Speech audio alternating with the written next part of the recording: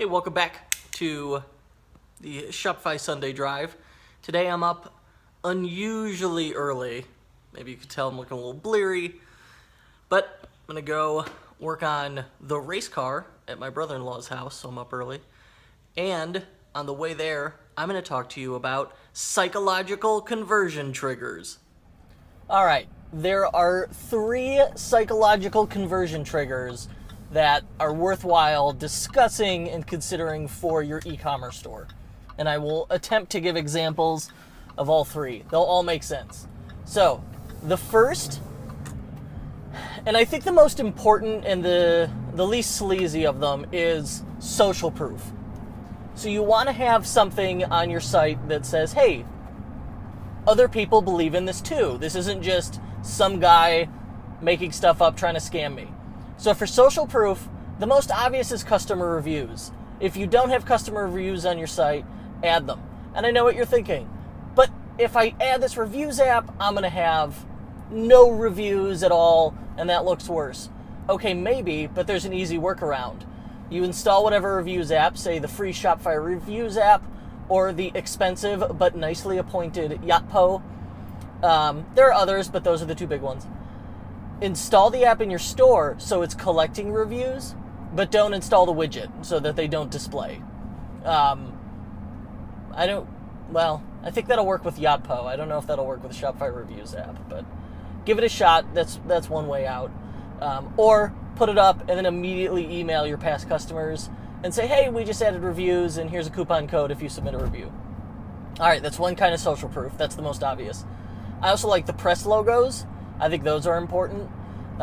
If you have a product that was reviewed by, say, a big blog that your readers are familiar with and like, take a pull quote from that, put it in your product description. Go through, if you get mentions in the press, regardless of what it's for, if it's all related to your company, hey, that's important, that's tough to do. Include those press logos, I would say like right above the footer on your site. So, because I've seen sites where it's like, all right, we were featured on Good Morning America and the Today Show. I don't know how they did that. That's impressive. So if you have anything like that, include that in there as a press logo. So now you've got you've got the quote, you've got customer reviews, you have press logos. That's 3 forms of social proof. That's perfect. Another clever app, I forgot the name of it, but where it and someone could tell me in the comments, it pops up and it says like, someone in Minnesota just bought this choker, like that, and it pops up. I think that adds very valid social proof.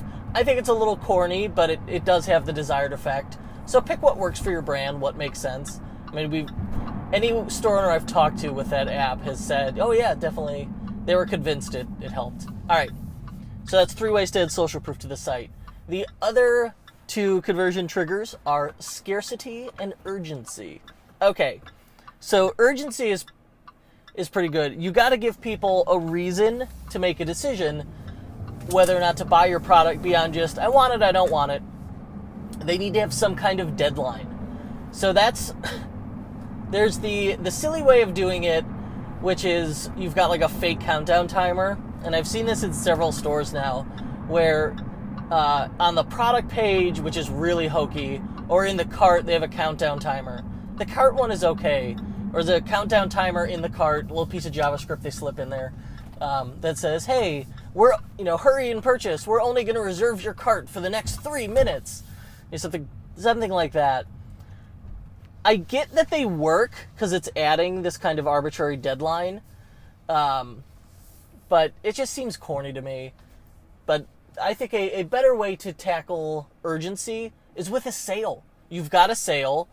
You email people about the sale, and now we can do dynamically generated coupon codes. So you send them the sale info.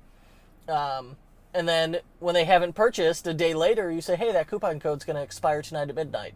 Guarantee if you send out an email about a sale, the email that's saying the sale is ending is the one that's going to perform the best out of any of your sales emails. So if you do a sale, make sure it's ending and make sure you take that opportunity to remind people, hey, this sale's almost over. I think that's very beneficial.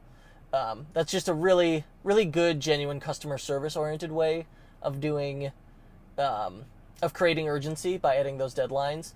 So I don't like fake timers, but I do like timers. So like in our app, Crowdfunder, we treat it like Kickstarter, where we say, hey, you've got, we've got a crowdfunding campaign. It's got 30 days, 3 days, whatever it is. And then it ends. So, okay, that's a very real, again, that's a real timer. So a crowdfunding style campaign for a pre-order launch is a great way to do a timer. Flash sale, great way to do timers. Just email saying, hey, the sale's going to end, great way to do a timer. And all of those things add urgency. So you want to think in ways to add deadlines to people's decisions, because it's just a quick way to force them to decide. If I don't have to make a decision, I'm probably going to avoid making a decision, unless I'm really into this. And that's where the holidays are great, because, okay, we got a holiday coming up. That creates its own deadline, and then you have to be able to purchase in time to have it ship in time. So there's another deadline that happens before the holiday itself, and then we'll have sales leading up to then, and those sales can have their own deadlines. All create urgency, all good ideas. I'm going to go fill up my car with gas, and when I come back, I will tell you about scarcity and how to add that. I'm glad I had paused it there.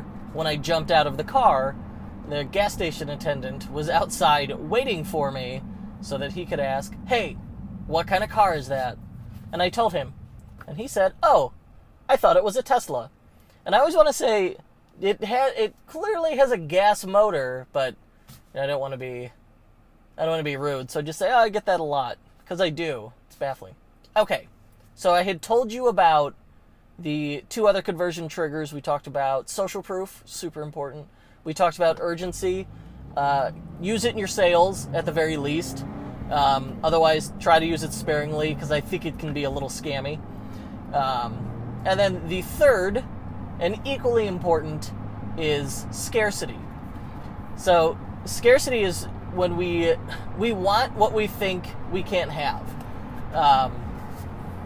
If we think there is a limited supply and that it'll sell out, we want it even more, which makes it worse.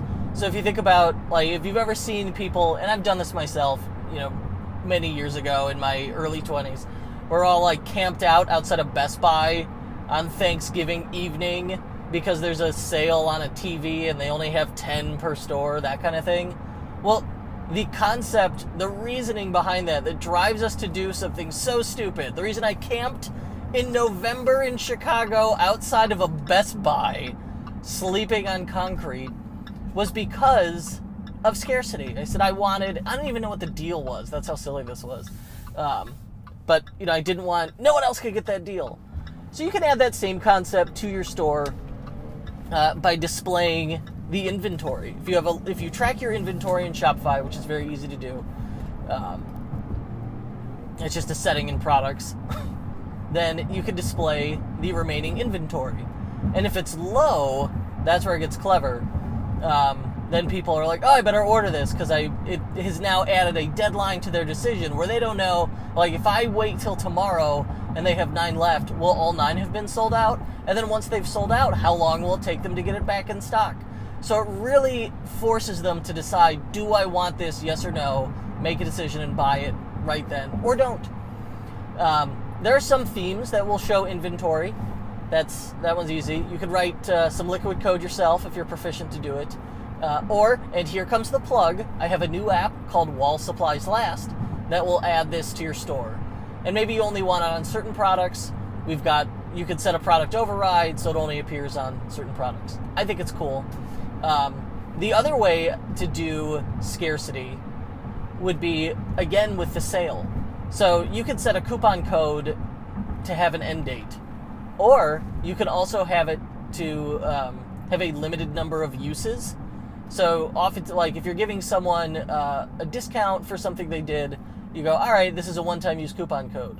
Why not make it a 50-use coupon code, and then the next time you have a sale, you say, oh yeah, this coupon code expires in 3 days and is only good for the first 50 people to use it. So now that deadline becomes our backup in case the first 50 people, in case we don't use all 50 of the coupon. So I think that those are 2 easy ways in Shopify, 2 clever ways to add some scarcity to your store. I wish I could think of a third one, but if you can think of one, let me know in the comments. I would be curious to know. But if you don't have to choose between these. Whoops, that was a speed bump if ever there was one.